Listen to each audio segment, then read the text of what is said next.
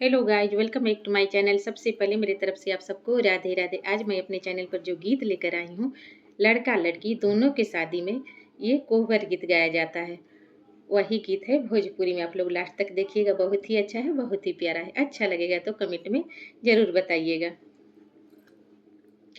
नदिया किनारे जिरवा उपजी गईले हो फरे फूले ढेकुरा भैले हो फरे फूले ढेकुरा भैले हो करवा चढ़ला आइले सुंदर दुल्हा हो सब जिरवा शुरू की ले हो सब जिरवा शुरू की ले हो जिरवा शुरू की दुल्हा पगरिया बनले हो उनकर पगरी गमा की गईले हो उनकर पगरी गमा की गईले हो।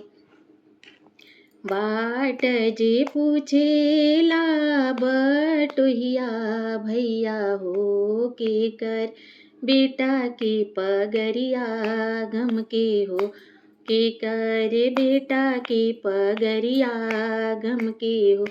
ऊंचे गामा बसेले दुल्हा के पापा हो उनकर बेटा के पगरिया गम के हो उनकर बेटा के पगरिया गम के हो। ऊंचे गावा बसेले दुल्हा के चाचा हो उनकर बेटा के पगरिया गम के हो उनकर बेटा के पगरिया गम के हो।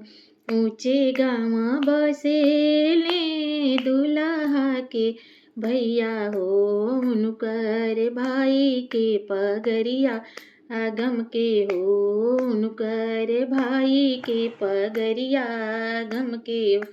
नदिया किनारे जिरवा उपजी गईले हो फरे फूले ढेकुरा भैले हो फरे फूले ढेकुरा भैले।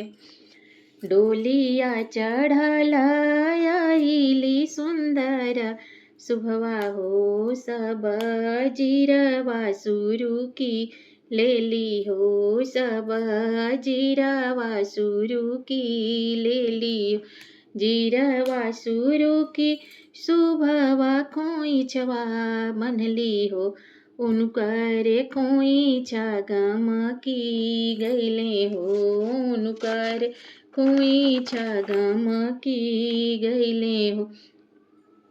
बाट जे पूछेला बटोहिया भैया हो के कर बेटी के खोइछवा गम के हो केकरा बेटी के खोइछवा गम के हो। नीचे गावा बसेले बेटी के पापा हो उनकर बेटी के खोइछवा गम के हो उनकर बेटी के खोइछवा गम के हो। नीचे गावा बसेले बेटी के चाचा हो उनकर बेटी के खोइछवा गम के हो उनकर बेटी के खोइछवा गम के हो।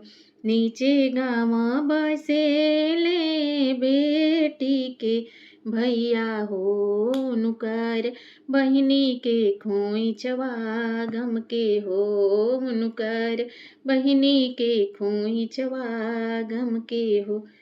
अगर मेरा ये गीत आप लोग को अच्छा लगा होगा तो प्लीज़ लाइक शेयर सब्सक्राइब जरूर कर दीजिएगा, और अगर मेरे चैनल पर नए होंगे तो बेल आइकन को प्रेस कर दीजिएगा ताकि मेरे नए नए वीडियो का नोटिफिकेशन आप लोग के पास तुरंत चला जाए। फिर मिलती हूँ अगले गीत में, तब तक मेरी तरफ से आप सबको राधे राधे।